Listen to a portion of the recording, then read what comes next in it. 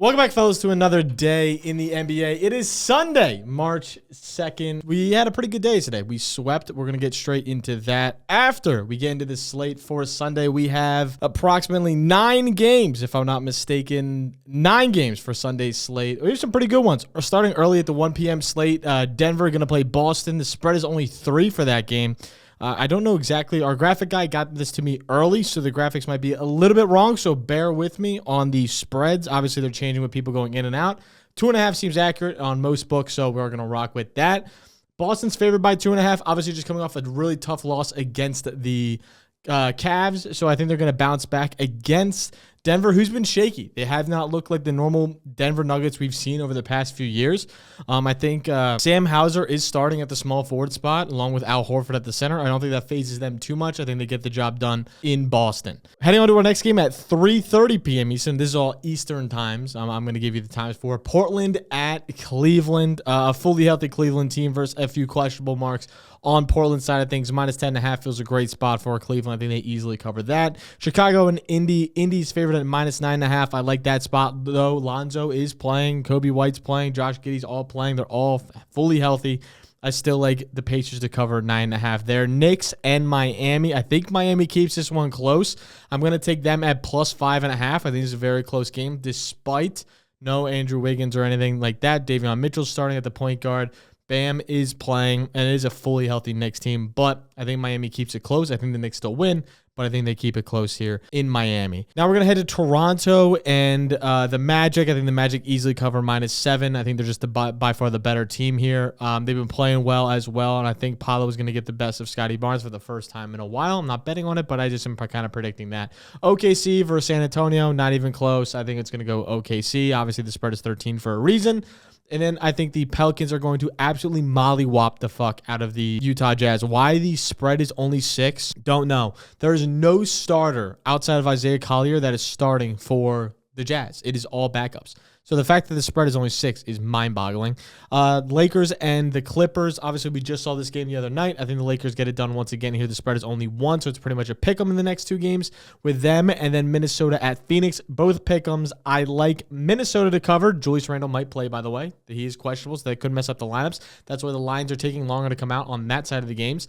And then I like the Lakers to cover against the Clippers as long as LeBron and Doncic play. If they don't play, then I'm going to take the Clippers there pretty comfortably. With that all being said, let's hop into the recaps from the past 2 days. Obviously, I missed yesterday's video. I literally made the video, and then I deadass just forgot to post it. Right hand of the big man, that one's on me. That one's on me. So, yeah, we're going to be better than that. So, today, we have a recap from the past 2 days. So pretty much the recap from yesterday. Obviously, we went 3-1. Great day. Back-to-back good days there. Finished the season with a finished the month 9.6 units in the positive. 42, 30, and 5 was our record in February. But now we're on to March. March is a new month. We start out 2-0. Can't be mad about 2-0 plus 2 units on Saturday. That's what we like to have, small wins. We're going to do the same thing here on Sunday. I only have 2 plays for you guys in the same game on the same team. With Jalen Brunson to go under 25.5 points. Why we like Brunson? He's going against Davion Mitchell. Davion Mitchell has been one of the best defenders in the NBA at the guard position since he became a starter in Miami. It has been insane. Even back when he was a King, he was a really good defender, and in Toronto. I think he's going to be able to get the job done here against Brunson. He's gone under this line in 10 of the last 15 games versus Miami, as well as Davion. When playing Brunson has gone under this in 3 of 3 games this season, with his most points being only 20 points. Seems like a pretty good narrative to me. In the past 10 games he's played Davion, he's gone under this mark in 8 of 10 games. Not only that, but Miami's top 12 against the pick and roll, against the free throws, against isolation and transition buckets. That is the top 4 ways Brunson scores. 75% of his buckets come from those 4 categories, as well as Miami allows the 7th fewest points to opposing point guards this season. It all is a recipe for an easy under for Brunson. I think that's the way this narrative in this game is going to go. Now heading on to the other player we have from the Knicks team, who's going to be our second player we're betting on. That's Josh Hart to go over 5.5 assists. I really like this spot for Josh Hart. When the whole squad has been healthy, he's averaging 6 assists per game. Again, when everyone's starting, he's also hit over this mark in 5 of the last 7 games, averaging over 12 potential assists per game. When we look at these assists, he only needs 6. He's averaging over 12. That's only half. We look for that 50% marker almost most of the time.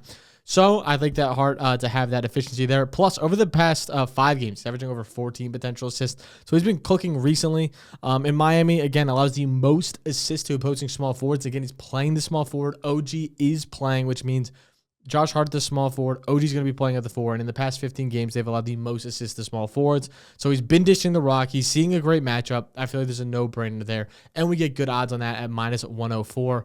I feel great about that spot on FanDuel. If you guys like, that's a little, I just fired through that. That might be the fastest video I've done. We didn't really yap about much. We went through our 2 plays.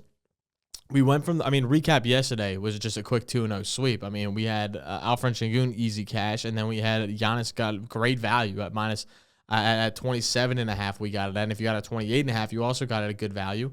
It went all the way up to 20.5, 29.5 by the end of the day today. So we secured some good value on that. We were able to take advantage, and he cashed out at 29 points. Yeah, no, we're a little all over the place now, but that's the past 2 days, and we've been rolling. Let's keep it pushing. Again, only 2 plays for today. We're keeping it pretty small, pretty simple. I don't love this slate for today. We are going to love this slate on Monday. I've already looked ahead to that. I'm really excited for a few games there, and I think we could have some good betting lines. Houston at OKC is a game I've always loved to go back to the well.